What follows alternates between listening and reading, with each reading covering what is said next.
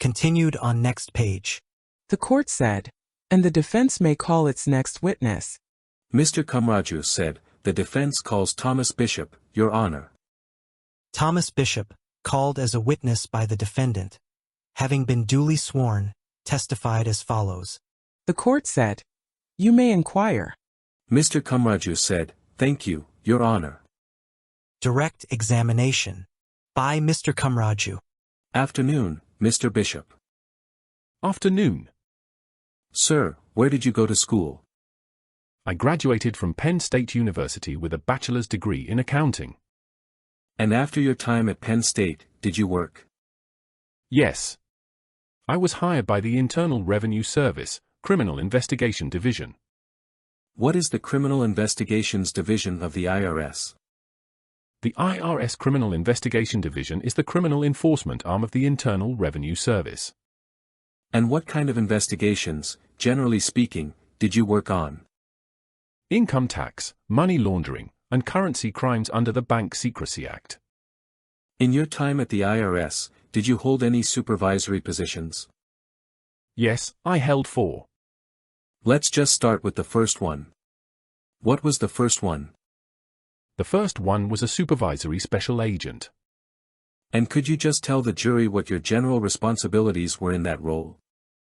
I supervised the operational day-to-day activities of a group of 10 to 12 special agents or criminal investigators in their investigations. And approximately how long were you in that role? Approximately 6 years in that role. And after that role came to an end, where did you go next? I was promoted to a policy position in IRS headquarters dealing with offshore banking issues and ensuring consistency among that program in the IRS. And can you just tell us generally what your responsibilities were in that role? In that role, it was to ensure consistency and uniformity in the investigation of foreign offshore bank account type cases. And about how long were you in that role? About 16 months. What did you do next? I came back to New York, the New York field office, as an assistant special agent in charge. And could you just describe generally what your responsibilities were there? Sure. It's an operational role. And you oversee the investigative program of 4 to 5 groups of special agents. And how long were you in that role for? About 4 years. What did you work on after that? I went to headquarters, Washington, D.C., and I was the director of international field operations. And just give us a general sense of your responsibilities there. In that role, I supervised our foreign posted employees. The IRS has special agents posted across the world, along with supervising global investigations. Can you give the jury an example of a global investigation you supervised? The last one that I did before I retired was the Panama Papers. Was that a money laundering investigation? There were components of it, yes. Now, how much time did you spend at the IRS in total? A little bit more than 25 years. Did you work anywhere else after that? I did. What did you do after? I went to work in the forensics practice of Baker Tilly US, which is a top 10 accounting firm. And what were your responsibilities in that practice? In that practice we provided forensic accounting, investigative and litigation support, legal and regulatory compliance services to our clients. And about how long were you at Baker Tilly? 4 years, a little bit more. And did you work any more after that? I did. I went to BDO. What's BDO? BDO is another large accounting firm, a little bit bigger than Baker Tilly. I worked in that forensic practice as well. Were your responsibilities at BDO similar to Baker Tilly? They were virtually identical. Sir, where do you work now? About 18 months ago I started my own firm. And what kind of work generally does your firm do? The same type of work I just described. And as a general matter, are there kinds of matters that you consult on? Yes. I consult predominantly on white-collar litigation matters, tax controversy and advocacy-type engagements. Have you ever testified at a trial before? Yes, I have. Have you testified previously as an expert witness? I have. And how about as a summary witness? Yes, I have. And have you testified before on behalf of the United States government? I have. And how about on behalf of criminal defendants? Yes, I have. I'd like to talk about this case. Now, were you retained in this case? I was retained. Who retained you? Mr. Guo's counsel. And are you compensated for your work? I am. How are you compensated? I'm paid by the hour. What is your hourly rate? $425 per hour. Now, sir, just generally speaking, can you tell the jury what you were retained to do? In general, I was retained to review bank records and data. Now, were those bank records provided to you by Mr. Guo's lawyers? Yes. And did Mr. Guo's lawyers direct you as to which accounts to look at? They did. And did Mr. Guo's lawyers provide feedback on your work? Yes, they did.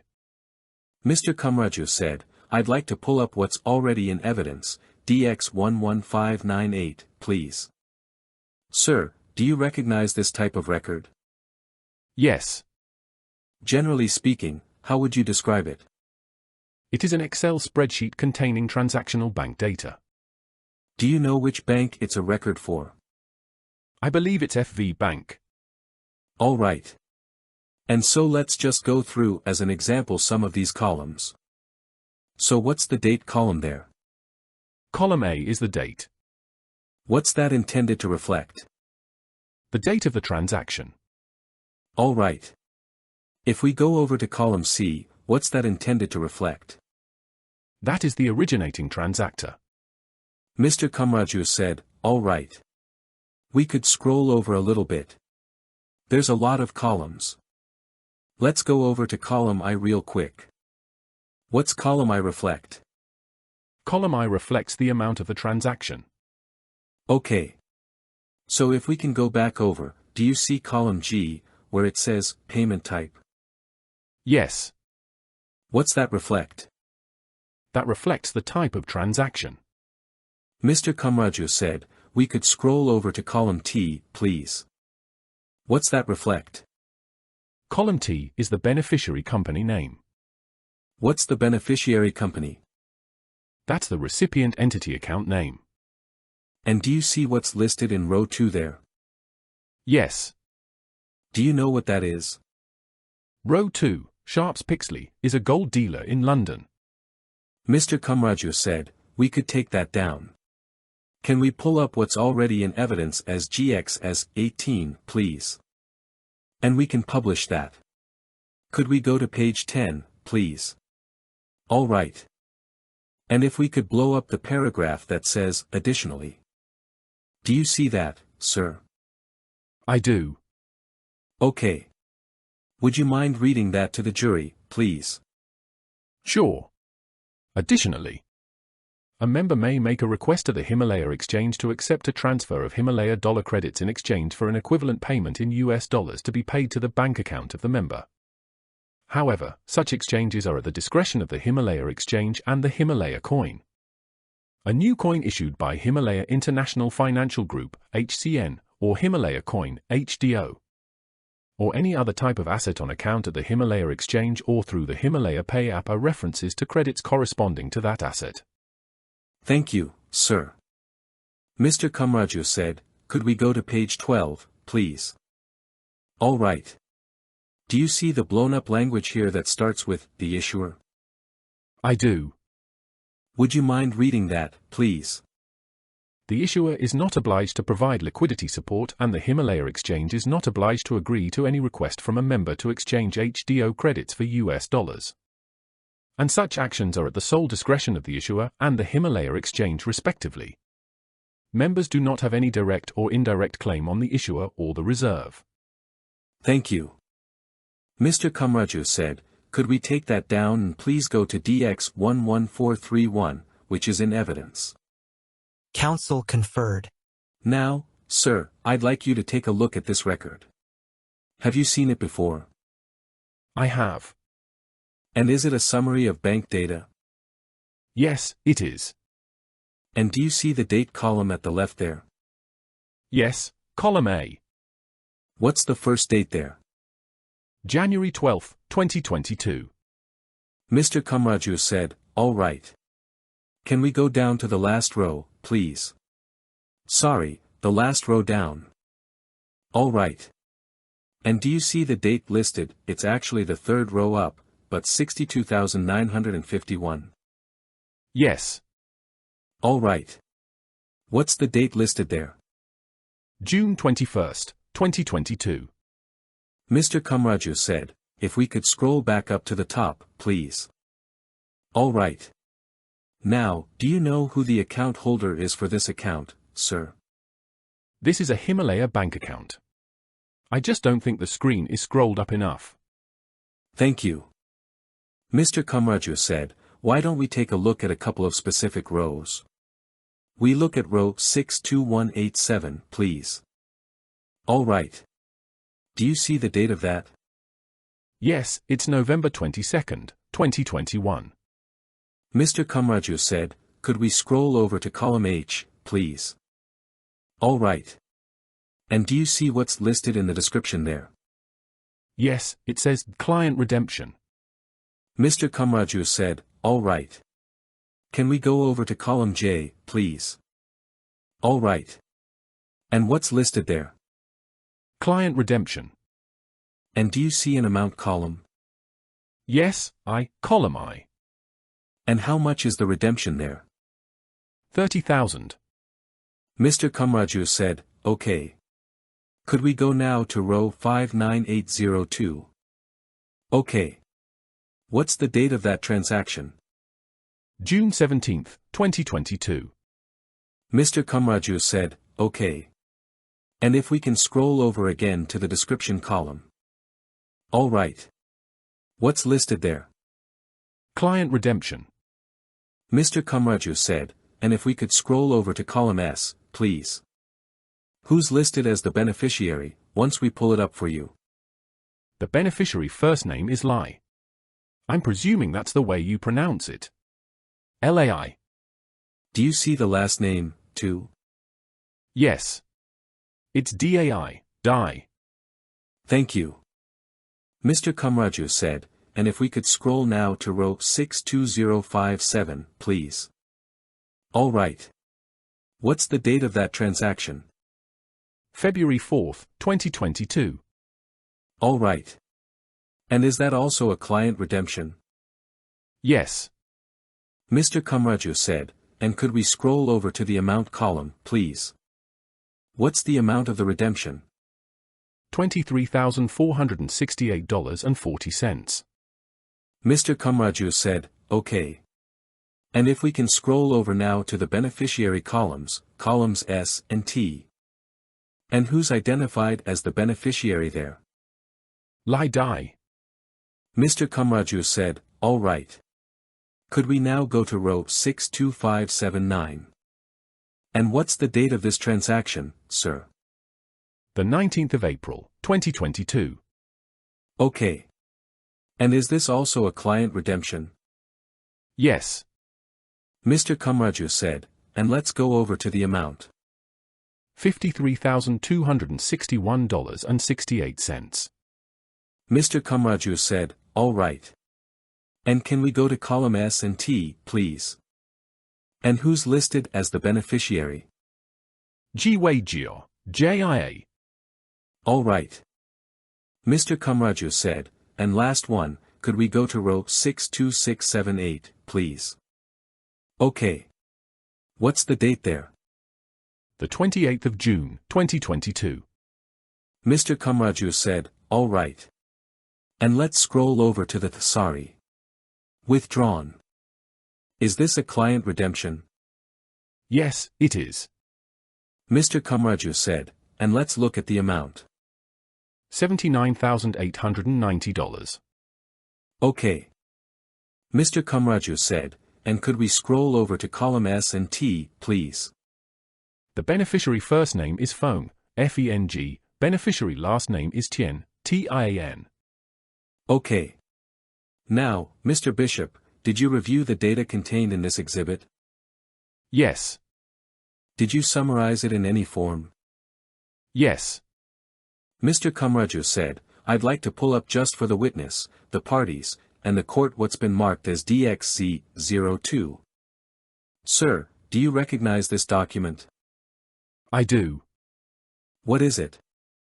It's a summary bar graph of the data contained in the chart we just saw, the Excel spreadsheet. Is it a fair and accurate summary? It is. Mr. Kumraju said, the government offers, sorry. The defense offers DXZ02 please. Ms. Murray said, no objection. Mr. Kumraju said, could we publish it please? The court said, go ahead. Defendant's Exhibit DXZ02 received in evidence. So, sir, this is a bar graph of the redemption activity that we looked at? Yes. Okay. And what's the first month that it starts in? November 2021. And across how many months does it continue? Continues through June of 2022. Okay. And is June 2022 when the bank records cut off that we looked at? Yes. And now just looking at it. Approximately what is the high watermark for redemptions in terms of dollar value? Roughly $11 million in December 2021. Okay. And in terms of transactions, what's roughly the high watermark? The same month, 561. Mr. Kumraju said, okay. Now, could we go to the next slide, please? So based on your review, sir, during that time period, approximately how many redemption transactions were made to customers? 3,680. And the total dollar amount was approximately how much? Slightly more than 64 million. Mr. Kumraju said, Your Honor, at this time I'd like to read a stipulation between the parties. The court said, go ahead. Mr. Kumraju said, thank you. This is Defense Exhibit Stip 3. If we could just pull that up. And I'll offer it, Your Honor. So that the jury can see it, if that's all right. The court said, okay. Defendant's Exhibit Stip 3 received in evidence.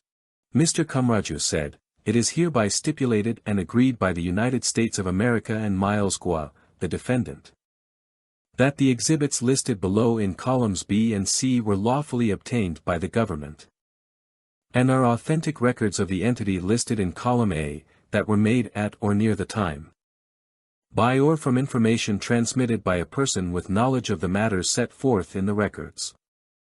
Such records were kept in the course of a regularly conducted activity, and it was the regular practice of that entity to make the records.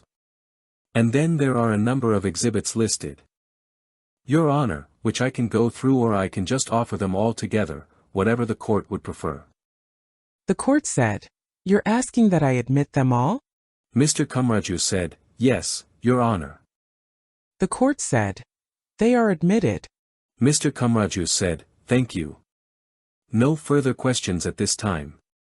The court said, cross-examination. Ms. Murray said, thank you, Your Honor. Cross-examination. By Ms. Murray. Mr. Bishop, you're testifying as a summary witness today, correct? Correct.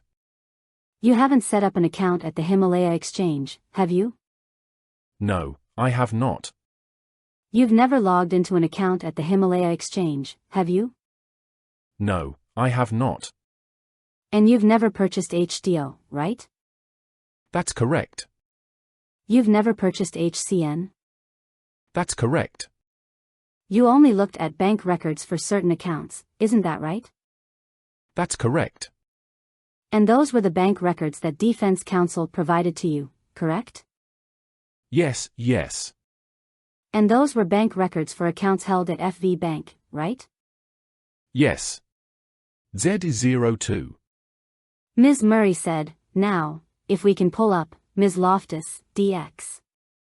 While we're waiting, Mr. Bishop, you testified about some of your background. Do you recall that?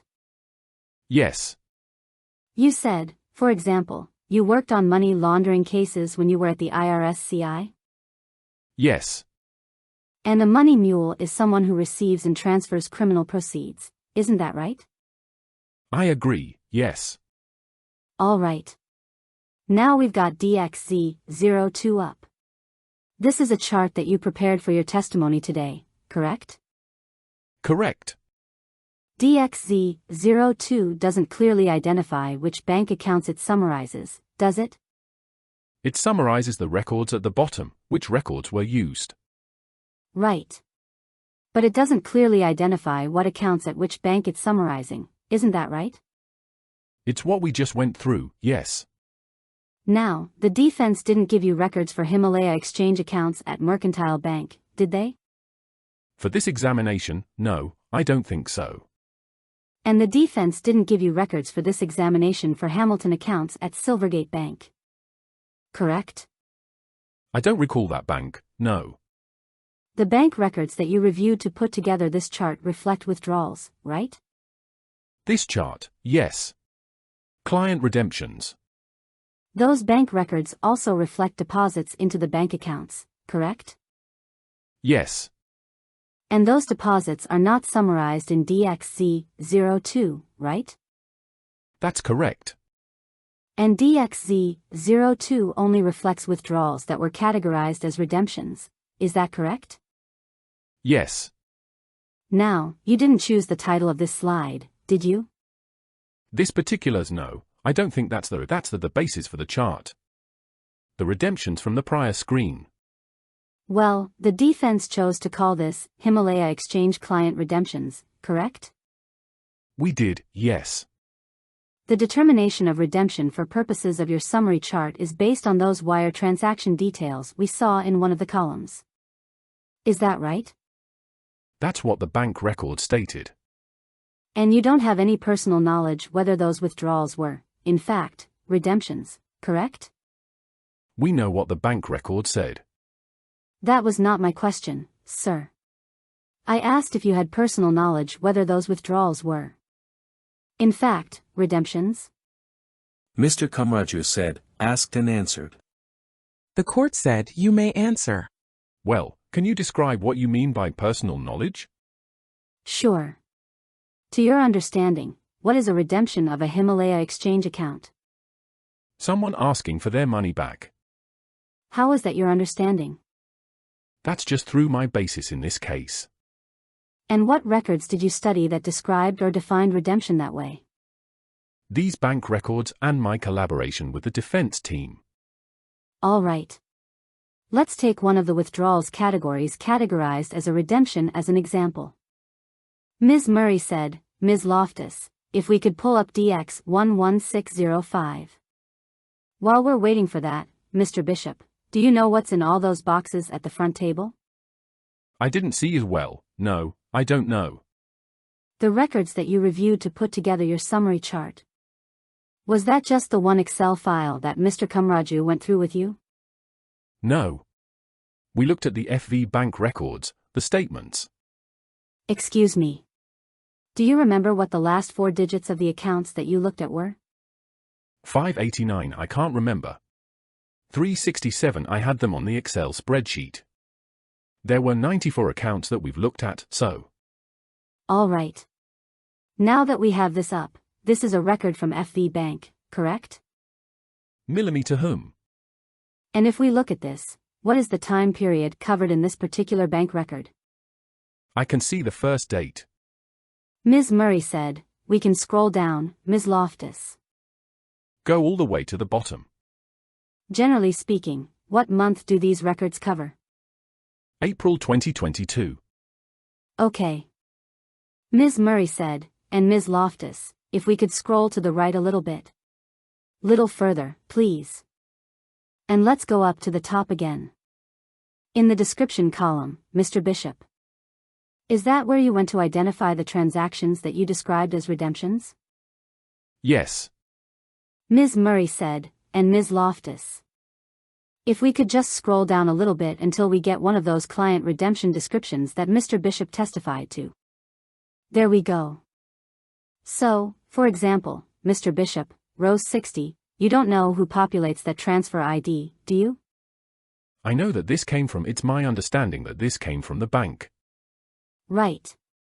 But with respect to the wire description, you don't know who populates that transfer ID. Is that correct? No. You don't know what that information reflects? No. You don't know whether that information accurately reflects the purpose of these wires out of the account. Do you? No, please. Ms. Murray said, all right. And Ms. Loftus, if we could go back again to DXZ02. Mr. Bishop, there are no withdrawals described as redemptions from August 2021 through October 2021, right? Not that we located in that spreadsheet, no. And to be clear, sir, you looked at the actual bank records, correct? Our team did, yes. And you didn't identify any redemptions during that period? There might have been one, I believe. That's not captured early on in August for a very small amount of money. So that redemption is not reflected on your summary chart, is that correct? No, because it was considered immaterial. You're aware that the Himalaya exchange didn't officially launch until November 1, 2021, right? I'm not aware of when it exactly did that. Are you aware that there were deposits into these FV Himalaya exchange bank accounts before November 1, 2021? Yes. Mr. Bishop, the source documents cited on the bottom right here. This exhibit cites a number of different source documents for the information here, is that correct? That's correct. Including about 50 documents in the last section, 6001 through 6050, right? Correct. None of the information summarized on this chart actually was sourced from those 50 documents, correct? You'd have to give me, I don't know exactly what the numbers are. Ms. Murray said, okay. Let's pull up Defense Exhibit 6002, please. This is one of those documents that was cited in that last group of source documents, right? 6002, yes. And this is a page 1 of one bank record, correct? Correct. There's nothing reflected here about any redemptions, right? That's correct. This is also dated the 1st of January, 23. Right. So it's inaccurate to cite this as one of the source documents for your summary chart, correct? That was not in the summary chart, no. Ms. Murray said, we could go back to DXZ02. So looking at the bottom right where it identifies source documents. A number of those documents that are reflected as the source for this chart are not, in fact, the source of any information, correct? Again, you'd have to the one you had showed me, correct? You'd have to go back through. Ms. Murray said, we can zoom out on that. Now, you established that you didn't have bank records for the FV bank accounts after June 2022, right? I think it's December 22. Looking at your chart, sir. I'm sorry. June 22. So you don't know whether withdrawals as they're defined here as redemptions continued, do you? No, that was the end of the bank records. You're aware the government seized more than $608 million in Himalaya exchange money in October 2022, correct? I know there was a seizure, just don't know the amounts. Did you know that those seizures included money that was held at FV bank accounts that you summarized? No, I don't. You weren't aware that William J.E. submitted a request to withdraw $48 million of his own money from a Himalaya exchange bank account at Mercantile Bank in October 2022. Were you? No. You don't know whether those wires that were requested were paid out to William J.E., do you? No. Ms. Murray said, Ms. Loftus, can you please publish what's in evidence as Government Exhibits MER 5 and MER 6 side by side? While we're waiting, Mr. Bishop. You were asked some questions about the white paper for the Himalaya exchange. Do you recall those? Yes. Did you review the entire Himalaya dollar white paper? No. Did you review the entire Himalaya coin white paper? No. What portions, if any, of those did you review in connection with your summary chart? The pages from which I read from. All right. So looking on the left here, we'll get it published. This is Government Exhibit MER 6. Do you see that, sir? Yes. Have you reviewed these documents in connection with your redemption summary chart? No. Do you recognize what type of document this is from the materials the defense gave you for your redemption summary chart? I didn't see these documents. I didn't look at them, no. And you didn't review similar OTC transaction forms for each of the withdrawals reflected on your chart. Correct? No, just the bank record. You haven't seen any Himalaya Exchange redemption forms at all, correct? No. You don't know whether such redemption forms exist for all the withdrawals that are reflected on your chart. Isn't that right? Like this, what you're showing me here. No. You're not aware of any other visual type of redemption form that exists for the transactions reflected on your chart. Right? There was a review of Himalaya Exchange computer records. In what format did you review those records? They were reviewed in a computer format, on location and site. Do you know whether the defense provided those records to the government? I don't know what the defense provided. Ms. Murray said, "We can take that down, Ms. Loftus. And we can pull up Government Exhibit S-18. This is the Himalaya Dollar White Paper dated January 2022, right, Mr. Bishop?" I presume so, yes. Well, if we look at the top, that's the date on this, correct? Yes, yes. Okay. You're aware the word redemption only appears once in this entire white paper, correct? No. Ms. Murray said, "Let's go to page 33, please, Ms. Loftus." This heading is titled Switzerland, right? Yes. The language in this portion of the white paper relates to customers of the exchange who are located in Switzerland. Correct? I'd have to read it. Ms. Murray said, "We could zoom in on the text here, Ms. Loftus, just to make it larger." Are you aware that this section relating to Switzerland customers is the only place where the word redemption appears in the entire white paper? If that's what you're telling me, I have no reason not to believe you. All right. Ms. Murray said, and, Ms. Loftus, if we could now go to page 10, please. This is a portion that Mr. Kumraju showed you, do you recall that? Yes. Ms. Murray said, and if we focus on the paragraph that begins with additionally. This portion of the white paper says, exchanges of Himalaya dollar credits for US dollars are at the discretion of the Himalaya exchange. Right?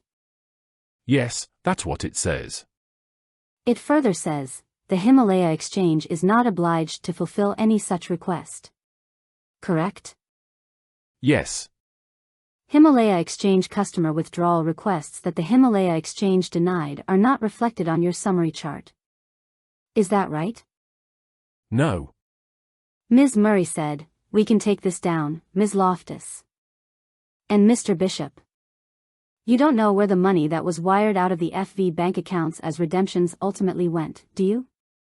Only to where, according to the bank records, what accounts it was sent to. You don't know whether it went along to other accounts after making that first transfer, right? That's correct. You don't know whether the money that was withdrawn was reinvested into GWA's other investment offerings. Do you? I do not. Ms. Murray said, may I have a moment, Your Honor? The court said, go ahead. Counsel conferred. Ms. Murray said, nothing further. The court said, redirect.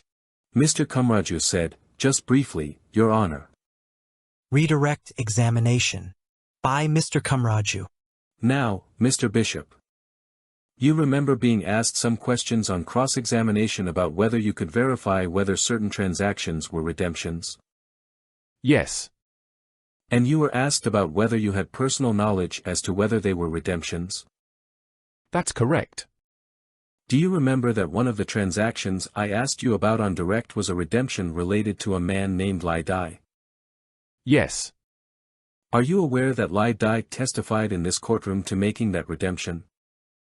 I know that he testified, I don't know exactly what he testified to. Okay. You remember another one of the redemptions that I asked you about was for a person named Jia Li? Yes. Are you aware that Yali testified in this courtroom before this jury as to making that redemption? That's the same answer I give you, I don't know.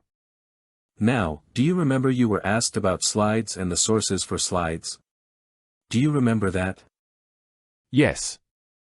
Now, just because you review something, does that mean you put it on a slide? No. You make discretionary choices, correct? Correct. And you remember you were asked whether you had ever opened a Himalaya exchange account? Yes. And you were asked whether you had ever bought HCN, right? Yes. And you were asked whether you had ever bought HDO, right? Correct. You answered no to all those questions, right? Correct. Mr. Bishop. Are you a high-net Chinese individual who's dedicated to overthrowing the Chinese Community Party? Ms. Murray said, "Objection, Your Honor. This is a summary witness." The court said, "Sustained." Mr. Kumraju said, "No further questions." The court said, "Any recross?" Ms. Murray said, "Yes." Recross-examination. By Ms. Murray. Mr. Bishop, do you know what else Yali testified to during this trial? I don't know what she testified or he testified to. Ms. Murray said, "Nothing further, Your Honor." The court said, "Sir, you may step out of the courtroom." The witness said, "Thank you, Your Honor." The court said, "The defense may call its next witness." Witness excused.